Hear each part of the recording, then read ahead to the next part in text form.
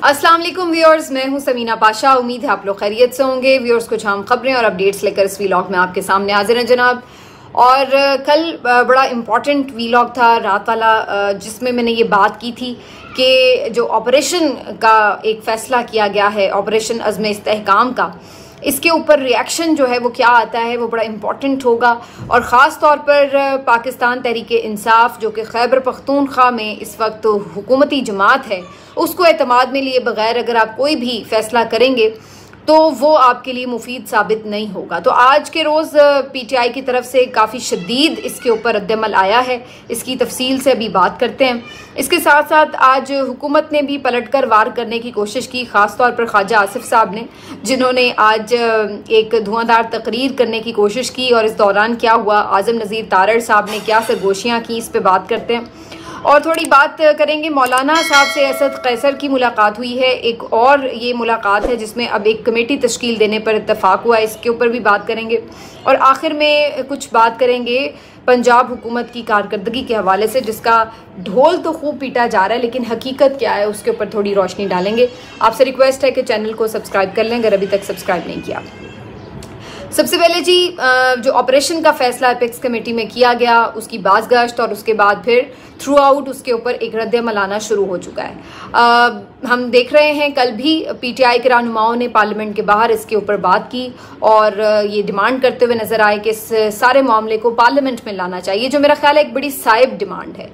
पार्लियामान इसी मकसद के लिए होता है, जब भी आप कोई फैसला बड़ा करने जा रहे हैं तो आप उसको पार्लियामेंट में लेके आएँ।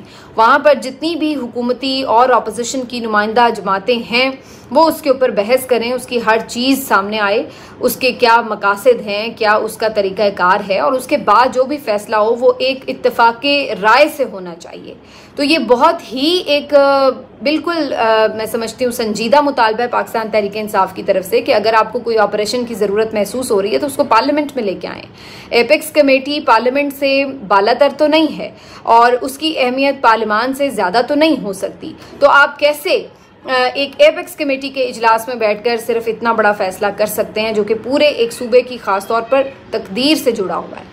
और वो भी हम देख चुके हैं कि हमने पैदर पे उस सूबे में इस किस्म के ऑपरेशंस देखे हैं और उसका रद्दअमल भी देखा है। हज़ारों जानें गई हैं उस सूबे में और दहशतगर्दों के खिलाफ आप कार्रवाई करते हैं, उनका रिएक्शन आम लोगों के ऊपर भी निकलता है, सिक्योरिटी के जवानों के ऊपर भी निकलता है, पुलिस वालों के ऊपर भी निकलता है। और फिर एक मुसलसल जो लोगों को जिस तरह मैंने पिछले वीलॉग में भी जिक्र किया कि बेघर होना पड़ता है, उनके कारोबार तबाह हो जाते हैं, उनकी रूटीन लाइफ ख़राब हो जाती है, उनके स्कूल कॉलेज बंद हो जाते हैं, तो टोटली उनकी जो ज़िंदगी है वो तबाह बर्बाद होकर रह जाती है। और आप इतना बड़ा फ़ैसला करने जा रहे हैं और वहाँ के लोगों को अगर आप इस पर कन्विंस नहीं कर सकते या वहाँ के जो लोग हैं वो आपका साथ नहीं इस पर देंगे तो आप कैसे ये कंडक्ट कर सकते हैं ऑपरेशन? ये मुमकिन ही नहीं है। देखिए, या तो ये हो ना कि वहाँ का जो मकामी बंदा है वो आपसे ये कहता है कि भाई हम दहशतगर्दों के हाथों इतने तंग आ चुके हैं कि आप आए आके यहाँ पे ऑपरेशन करें, तो वो एक अलग मामला होता है। वहाँ के लोग चाह नहीं रहे हैं कि ऑपरेशन हो, उनको ऐसी कोई ज़रूरत महसूस नहीं हो रही, लेकिन आप अपने तौर पर ये तय कर बैठे हैं कि जी हमने यहाँ पे ऑपरेशन करना है। तो उस वजह से एक रिएक्शन आना था और आया। कल मुराद सईद की तरफ से एक ट्वीट बड़ा सख्त आया और उन्होंने सारा हवाला दिया कि किस तरह से वो पहले से ही इस बात को मेंशन कर रहे थे कि ख़ास तौर पर निगरान हुकूमत के दौर में मुख्तलिफ लोग यहाँ पर ऐसे आए हैं कि उनको ये महसूस हो रहा था, मुराद सईद कहते हैं कि उन्हें ये महसूस हो रहा था कि यहाँ पर दोबारा से दहशतगर्दों को लाकर बसाया जा रहा है। और अब हमें वो नज़र आ रहा है कि उनके मुख्तलिफ हमें पिछले दिनों हमले भी नज़र आए हैं और अब उन्हीं को ख़त्म करने की बेस के ऊपर आप नए ऑपरेशन की भी एक दाग बेल डाल रहे हैं। तो मुराद सईद साहब ने अपने खदशात को बड़े वाज़े तौर पर इस ट्वीट में बता दिया है। और एक उन्होंने जो इस ट्वीट का एक हिस्सा मैं आपको पढ़ के भी सुना देती हूँ, जिसमें वो कहते हैं कि अब ऑपरेशन होंगे, जनाजे उठेंगे, बेघरी बेसरो सामानी जिल्लत होगी और फिर अपनी गलत पॉलिसियों पर पर्दा डालने के लिए इन मजलूमों का खून बेचा जाएगा जो अपने वतन की मोहब्बत में बिला चूनो चुरा मैदान में उतरते हैं। तो जो जज्बे से सरशार मुहिब्बे वतन फ़ौजी है वो तो इसी मकसद के लिए उतर रहा है कि जी हमने दहशतगर्द को मारना है, हमने अपने मुल्क को दहशतगर्दी से पाक करना है, लेकिन उसके पीछे क्या प्लानिंग है, क्या उसकी पॉलिसी से वो मकासद हासिल भी होते हैं या नहीं, उसके ऊपर कैसे बात होगी। आज बहुत से लोग ये बात भी कर रहे हैं कि हमने माजी में भी ये देखा है कि बहुत से ऑपरेशंस लॉन्च करके हमें ये बताया जाता रहा है कि जी अब जो मौजूदा उस वक्त के आर्मी चीफ हुआ करते थे उनको एक्सटेंशन भी दी जा रही है इस बात के ऊपर कि चूंकि मुल्क हालते जंग में है इसलिए सिपह सलार नहीं बदल सकते। जनरल अशफाक परवेज़ कियानी साहब के दौर में भी ऐसा ही हुआ था कि ऑपरेशंस भी चल रहे थे और फिर उनका मुद्दत मुकम्मल हो गई एज आर्मी चीफ तो उनको एक्सटेंशन दे दी गई थी। और फिर बाजवा साहब की दफ़ा ये बता दिया गया हमें कि जी पड़ोस में चुपके अफ़गानिस्तान यहाँ से रिमूव हो रहा है आहिस्ता आहिस्ता, और सॉरी अफ़गानिस्तान से अमेरिका निकल रहा है, वहाँ पे हालात ऐसे हैं वगैरह वगैरह। तो जी वसीतर मफाद में बाजवा साहब को एक्सटेंशन दे दी गई। तो ये जो एक्सटेंशनों का रौला है जो हम देखते आए हैं इसकी वजह से भी लोग बड़े खाइफ हैं और उनको ये लगता है कि कहीं नए ऑपरेशन के पीछे ये इस तरह का कोई मकसद तो नहीं है। फिर उसके बाद ये भी बात हो रही है कि जनाब आप ऑपरेशन करते हैं तो फिर उसमें आपको अमेरिका की आशीर्वाद हासिल होती है और उसके ऊपर भी फिर मज़ीद हम देखते हैं कि लोग इस पर तनकीद करते हैं कि अमेरिका की तरफ से फिर आपको पैसा भी मिलता है जो कि पाकिस्तान की इस वक्त ज़रूरत भी है, लेकिन क्या उसकी कीमत ये है कि हम अपने मुल्क में कोई नई जंग शुरू कर लें? तो लोग इसको डॉलरी जंग का नाम देते हैं और वो कहते हैं कि ये डॉलरी जंग हमें नहीं चाहिए। तो अब ये सारा रिएक्शन है और उसके बावजूद अगर आप उसके ऊपर अमल करने जा रहे हैं और बग़ैर लोगों को कन्विंस किए करने जा रहे हैं तो उसका क्या नतीजा निकलेगा? ये बड़ा खौफनाक अमल होगा। आप पहले ही जानते हैं कि खैबर पख्तूनख्वा सूबे के लोग एक ख़ास जमात पाकिस्तान तहरीक इंसाफ के साथ किस तरह से वाबस्ता हैं और आपको भी मालूम है कि उस जमात के साथ आपकी क्या इस वक्त पूरी एक कंडीशन है जो हालते जंग बनी हुई है या एक आमने सामने आप आए हुए हैं, लड़ाई चल रही है। तो ऐसी सूरत में आप उनके ऊपर अगर कोई ऑपरेशन मुसल्लत करते हैं तो इस तनाजुर में भी उसको देखा जाएगा कि कहीं ये पीटीआई की सपोर्ट को ख़त्म करने का या वहाँ का जहाँ पे उनका जोर है सारा उसको तोड़ने के लिए किया जा रहा है। जितने मुंह हैं उतनी बातें हैं, लोग हर एंगल से अब इसके ऊपर बात कर रहे हैं कि इस आखिर ऑपरेशन का मकसद क्या हो सकता है और इसके पीछे क्या क्या मकासद हो सकते हैं। तो इस चीज़ को बड़ा डेलिकेटली देखना पड़ेगा कि क्या है इसके पीछे। फिर बार बार लोग 71 की बात करते हैं कि वहाँ पे भी आपने बांग्लादेश में फ़ौज भेजी और फिर उसके बाद हालात हमारे काबू में नहीं रहे। तो अगर वहाँ पर खैबर पख्तूनख्वा में ऑलरेडी एक इस वक्त सेंटिमेंट है और उसके बाद आप वहाँ पर भी यही गलती दोहराने लगे हैं तो फिर वहाँ पर क्या सूरत हाल होगी? तो ये तमाम चीज़ों को कैलकुलेट करके ही कोई मेरा ख्याल है फ़ैसला करना चाहिए। ये बहुत सेंसिटिव बात है। आज इसी हवाले से असद कैसर साहब ने मौलाना फजल रहमान साहब से भी मुलाकात की है। वैसे तो उनकी पहले भी उनसे मुलाकातें हो रही हैं और पीटीआई की कोशिश है, कम से कम एक ग्रुप की तो कोशिश है कि मौलाना को शामिल करें। असद कैसर साहब पहले भी इस बारे में उनसे काफ़ी मुलाकातें कर चुके हैं, लेकिन आज जो उनकी मुलाकात है वो इस लिहाज से भी बड़ी इंपॉर्टेंट है कि उन्होंने अब ये मामला भी सारा उनके साथ डिस्कस किया है कि इसके ऊपर भी एक मुत्तफ़िका आवाज़ होनी चाहिए, क्योंकि ज़ाहिर आपको पता है मौलाना फजल रहमान साहब की भी जो ज़्यादातर स्टेक हैं वो तो खैबर पख्तूनख्वा में ही हैं। तो आप पीटीआई है या JUIF है या फिर ANP है, यही 2-3 बड़ी जमातें हैं जो कि खैबर पख्तूनख्वा में आपको जिनकी प्रेजेंस नज़र आती है। ऑफ कोर्स सबसे बड़ी PTI है, लेकिन बाकी जमातों की भी उसमें प्रेजेंस मौजूद है। तो अब इन तमाम जमातों को PTI का जो बज़ाहिर नज़र आ रहा है पूरा एक प्लान वो ये कि इन तमाम जमातों को ऑन बोर्ड कम से कम इस एक नुक्ते पे लिया जाए। और वो इस सिलसिले में भी आज मौलाना से बात कर रहे हैं कि अगर हम मिलकर इसके ऊपर एक आवाज़ बनेंगे तो ही इस चीज़ को एड्रेस किया जा सकता है, अदरवाइज़ ये जो सारा मामला है इसको बहुत ज़्यादा सेंसिटिविटी से देखने की ज़रूरत है। आज ये ज़रूर तय पाया है कि एक कमेटी बना दी जाए जो कि मुख्तलिफ मामलात के हवाले से तय करे, लेकिन मौलाना साहब वही बात है कि फिर बहुत सारी जगहों पर भाई अगर आप क्लियर हैं इस बात के ऊपर कि ये जो इलेक्शन था वो ठीक नहीं था और इस इलेक्शन में जो हुकूमत बनी है वो जाली हुकूमत है, जो कुछ भी है, तो फिर पीटीआई वही बात कर रही है। तो अगर आपने शामिल होना है तो हो जाए, नहीं होना तो ना हो। लेकिन वो भी एक अजीब बीच में मामला लटका के बैठे हुए हैं।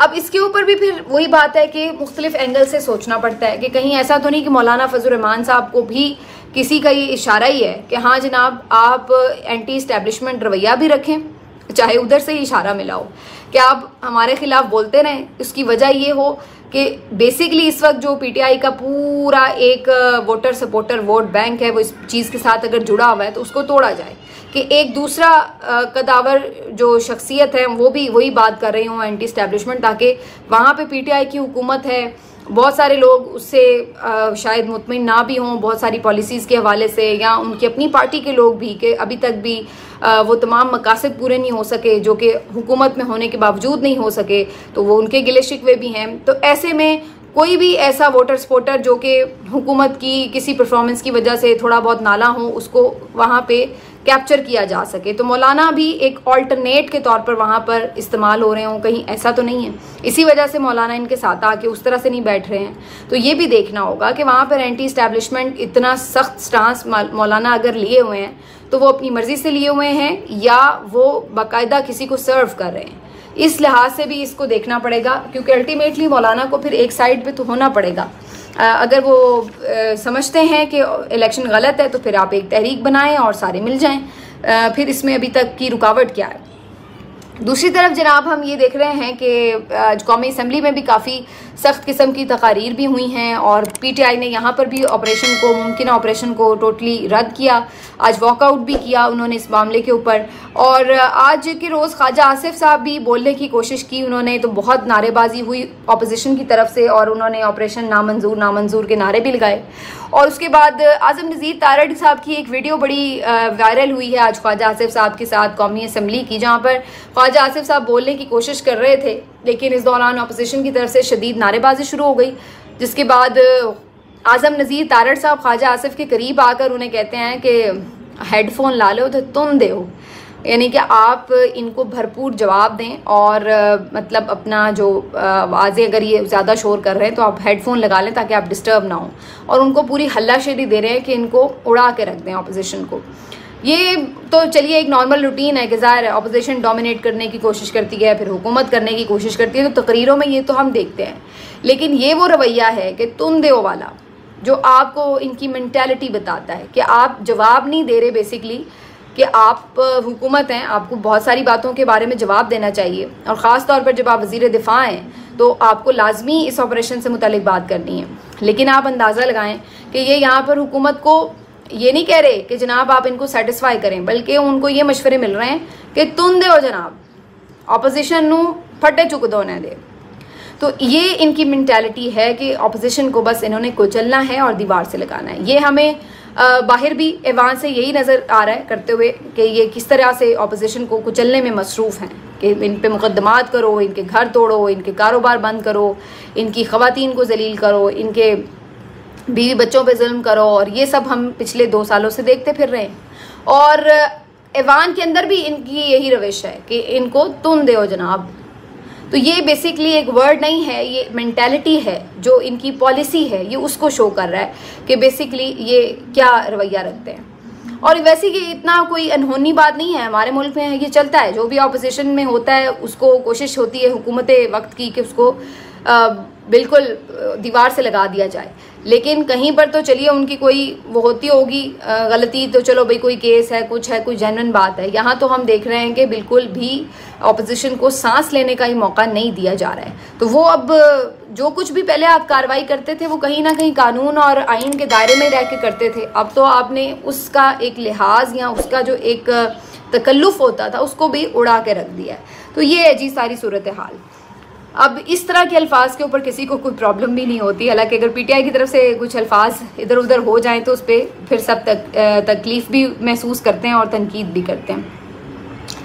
आखिर में जनाब थोड़ी बात करते हैं इस हवाले से भी कि आज फाइनली शेर अफजल मरवत साहब का भी कल रात एक ट्वीट आया जो शहरयार आफरीदी साहब ने गुफ्तगू की, उसके हवाले से वो थोड़ा बोले हैं और उन्होंने उसके ऊपर भी बात की है कि जनाब जो एक बाजवाई ग्रुप है बेसिकली पार्टी के अंदर, जो कि इस वक्त तक बहुत सारे मामलात में जो एग्रेसिव स्टांस लेने वाले लोग हैं उनको कहीं पीछे रखता है और उस तरह से कुछ कॉम्प्रोमाइज़ की आदत जो है वो आगे आगे रहती है। तो वो भी इस पूरे मैदान में अब कूद पड़े हैं और उनकी तरफ से भी कुछ की जा रही है मुख्तलिफ बयानबाजी। उन्होंने ये भी कहा है कि अगर शहरयार आफरीदी इस्तीफ़ा देते हैं, शानदाना देती हैं, तो फिर वो भी इस्तीफ़ा दे देंगे। तो ये इस्तीफ़ों का जो एक मामला है, जो धमकी है, वो ज़रा थोड़ी ज़्यादा होती हुई, लेकिन बहरहाल आज शहरयार आफरीदी मौजूद थे ईवान में, जिससे नज़र ही आ रहा है कि शहरयार आफरीदी को राज़ी कर लिया जाएगा, जिसमें मैंने आपको पहले भी अपने व्लॉग में बता दिया था। आखिर में थोड़ी सी बाजी पंजाब हुकूमत की करते हैं, जिसका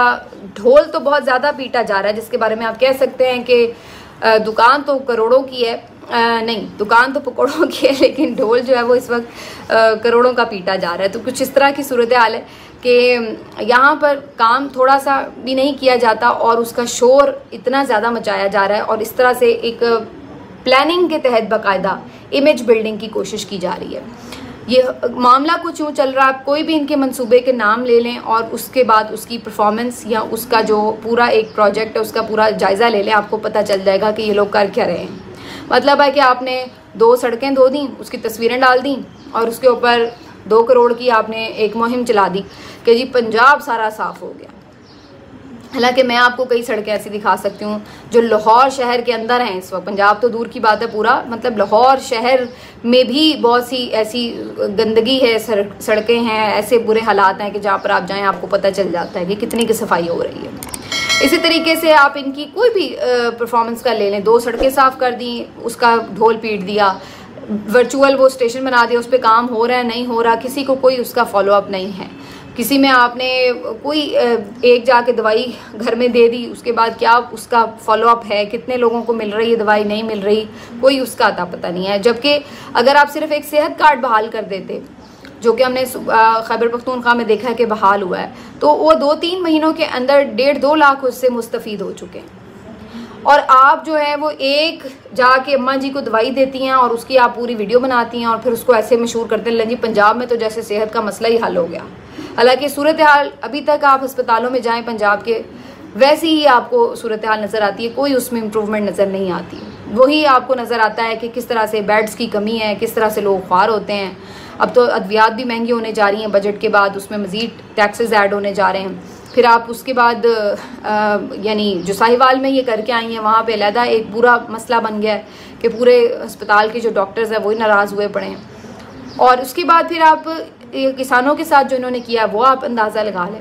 आज मैं एक ज़ैगम खान साहब का क्लिप देख रही थी जिसमें वो बता रहे थे कि पंजाब के किसान कितने परेशान हैं कि वो अपने बच्चियों की बालियाँ बेच रहे हैं, अपनी मोटरसाइकिलें बेच रहे हैं, किसी तरह वो कॉस्ट पूरी कर रहे हैं जो उन्होंने गंदम उगाने में इस्तेमाल की, लेकिन चूंकि उनकी गंदम खरीदी नहीं गई उस तरीके से तो वो बेचारे अब अपनी कॉस्ट नहीं पूरी कर पा रहे। तो आप अंदाज़ा लगाएं कि जो अपनी कॉस्ट पूरी नहीं कर पा रहे वो अगले साल गंदम कैसे काश्त करेंगे, और जब अगले साल गंदम काश्त नहीं होगी या कम काश्त होगी तो फिर आपकी ज़रूरत कैसे पूरी होगी, फिर आप बाहर से मंगवाएंगे, फिर आप महंगी गंदम खाएंगे। तो वो जो आपने ये जो रोटी में 2-4 रुपये कमी बेशी की वो आपकी अगले साल 10-15 रुपये इजाफे के साथ और ज़्यादा गले पड़ी होगी, और जो तकलीफ़ होगी उससे वो लहदा होगी। ये इन लोगों की प्लानिंग्स, ये तो बिल्कुल इसी तरह ही मामला। उसके ऊपर फिर खुश होते हैं, ढोल पीटते हैं कि देखिए जी हमने रोटी सस्ती कर दी।